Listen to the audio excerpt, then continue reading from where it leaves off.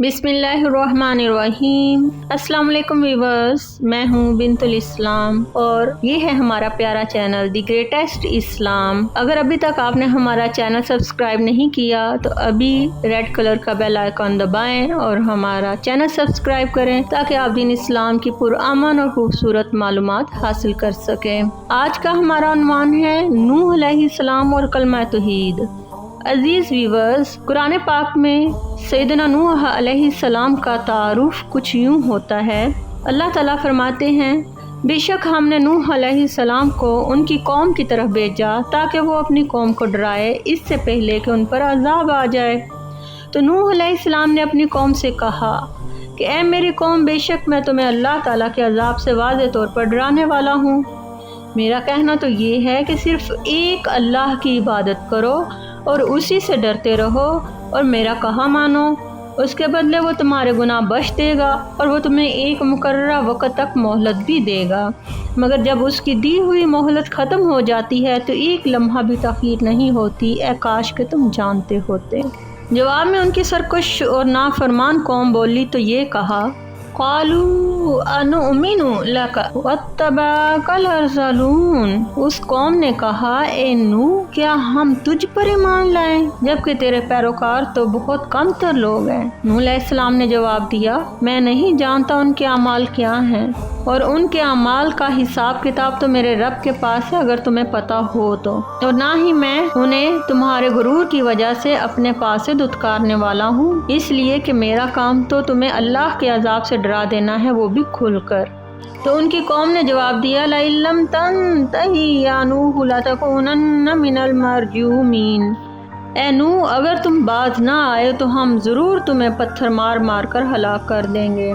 फिर भी नूह अलैहिस्सलाम ने हिम्मत ना हारी, उनकी भलाई की खातिर कोशा रहे। उनको इस कदर सा जवाब पर भी नरमी और मोहब्बत से समझाने लगे और कहने लगे, अपने रब से बख्शिश मांगो, बेशक वो बड़ा बख्श देने वाला है। अगर तुम उसके रास्ते पर चलोगे तो वो तुम पर आसमान से बारिश नाजिल करेगा और तुम्हारे माल और बेटों से मदद भी करेगा और तुम्हारे लिए ऐसे बागात बनवाएगा जिनके अंदर नहरें बहती होंगी।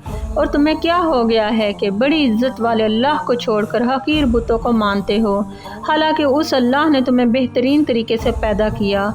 क्या तुम नहीं देखते कि तुम्हारे रब अल्लाह ने कैसे 7 आसमान तय दर तय बनाए हैं और उसने तुम्हारे लिए चाँद बनाया जिसकी रोशनी ठंडी है और सूरज बनाया कि उसकी रोशनी तेज़ है, और अल्लाह ही ने तुम्हारे लिए ज़मीन से फसलें उगाई, फिर वो तुम्हें इसी ज़मीन में लौटा देगा और फिर इसी ज़मीन से निकाल लेगा।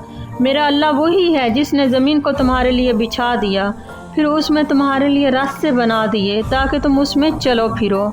उनके इस कदर सख्त जवाब पर भी उन्हें नरमी और मोहब्बत से नूह अलैहिस्सलाम समझाने लगे कि अपने रब से बख्शिश मांगो, बेशक वो बड़ा बख्श देने वाला है। अगर तुम उसके रास्ते पर चलोगे तो वो तुम पर आसमान से बारिश नाजिल करेगा और तुम्हारी मदद माल और बेटों से भी करेगा और तुम्हारे लिए ऐसे बागात बनवाएगा जिनके अंदर नहरें बहती होंगी।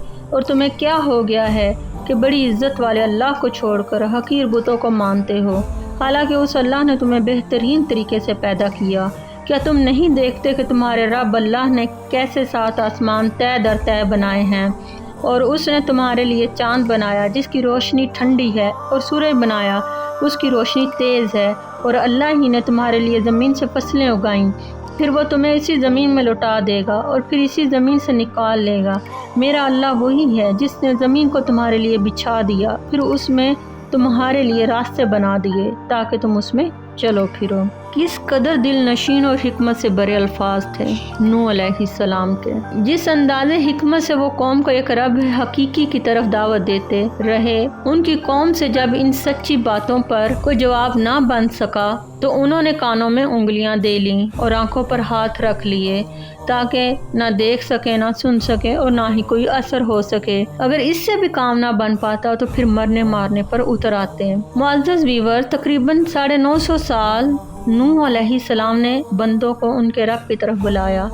गिनती के चंद लोगों के सिवा बाकी कौम ने उनका इनकार किया। ना सिर्फ इनकार किया बल्कि बात पर बात मजाक उड़ाते रहे। इससे भी दिल की आग ठंडी ना होती तो उन्हें कत्ल करने की धमकियां देते, उन पर आवाज़ें कसते, तंज के तीर चलाते।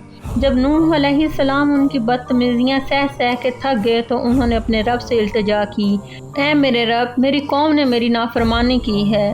انہوں نے صرف ان چیزوں کو چاہا ہے جو ان کے مال اور اولاد کو زیادہ نہیں کرتے سوائے نقصان کے، اور انہوں نے مجھے زیر کرنے کے لیے بہت بڑی بڑی چالیں چلیں۔ اے میرے رب، انہیں میں نے دن رات تیری طرف بلایا مگر میرے بلانے سے یہ اور دور بھاگتے رہے۔ اے میرے رب، میں نے انہیں کھلم کھلا ڈکے چھپے ہر طرح سے بلایا مگر انہوں نے انکار ہی کیا۔ اے میرے رب، انہوں نے مجھے جھٹلایا ہے تو تو ان کافروں میں سے کسی بھی کافر کو زمین پر چلتا پھرتا نہ چھوڑ۔ یہ تیرا کھاتے ہیں، تیرا ہی انکار کرتے ہیں، ان کو عبرت کا نشان بنا دے اور ان میں سے کسی کا زمین پر گھر تک نہ چھوڑ۔ بے شک اگر تو نے انہیں یوں ہی کھلا چھوڑ دیا تو یہ تیرے دوسرے بندوں کو بھی گمراہ کریں گے اور ان کی اولادیں بھی انہی کی طرح کافر و نافرمان ہو جائیں گی۔ بہت تنگ آنے کے بعد جب اللہ تعالیٰ کے اس برگزیدہ رسول نے اتنی دل دکھا دینے والی بد دعا کی تو پھر کیا تھا؟ اللہ تعالیٰ نے بھی نوح علیہ السلام کو ایک بہت بڑی کشتی بنانے کا حکم دیا، کیونکہ سبھی انسان اس وقت خشکی پر رہتے تھے، اس لیے کشتی نہ بنی تھی اور نہ کسی نے دیکھی تھی۔ کافر جب آپ علیہ السلام کو کشتی بناتے ہوئے دیکھتے تو طنز و مذاق کرتے اور پوچھتے کہ اس کا کیا مقصد ہے، یہاں تو کوئی پانی نہیں جس میں یہ چلاؤ گے۔ پھر اللہ تعالیٰ کا غضب جوش میں آیا۔ وفارت تنور کے الفاظ آتے ہیں قرآن میں، یعنی کہ سب سے پہلے تنور میں پانی بہر آیا، وہ تنور جس میں ہر وقت آگ جلتی تھی۔ زمین پھٹ گئی، اس سے پانی نکلنے لگا، آسمان کے دروازے کھڑکیاں کھول دیے گئے، ان میں سے پانی میਂہ کی صورت نہیں بلکہ کسی دریا کے ٹوٹے ہوئے بند کی صورت بہنے لگا۔ دیکھتے ہی دیکھتے ساری زمین پر پانی ہی پانی بھر گیا۔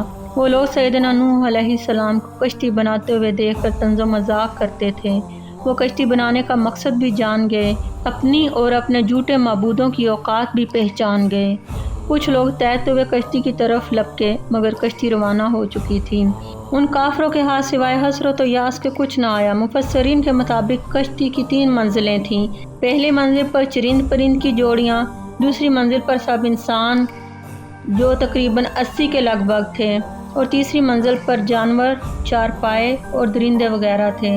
کشتی 6 ماہ پانی میں سفر کرنے کے بعد جودی پہاڑ پر آ رکی۔ پھر نوح علیہ السلام نے اللہ تعالیٰ کا نام لے کر زمین پر پاؤں رکھا، اس زمین پر جو ہر طرح کے کفر سے اور کافر سے پاک ہو چکی تھی، جبکہ نوح علیہ السلام کی بیوی اور ایک بیٹا بھی اپنے کفر کے سبب اسی سیلاب میں غرق ہو گئے تھے۔ باقی ان کے 3 بیٹے بچے تھے، سام، حام اور یافس۔ مفسرین قرآن کے مطابق روئے زمین پر بسنے والے موجودہ سب انسان انہی 3 بیٹوں کی نسل سے ہیں، اسی لیے حضرت نوح علیہ السلام کو آدم ثانی کا لقب بھی دیا جاتا ہے۔ اور یہ قصہ بڑی عبرت ہے ان لوگوں کو جو آج بھی اللہ کے رسولوں کا مذاق اڑاتے ہیں، ان کی تعلیمات کا مذاق اڑاتے ہیں، ان کے ماننے والوں کو تکلیفیں دیتے ہیں اور ان پاک پیغمبروں کے خاکے بنا کر اپنے دل کی جلن نکالتے ہیں۔ انہیں بھی اللہ کے عذاب سے ڈرنا چاہیے۔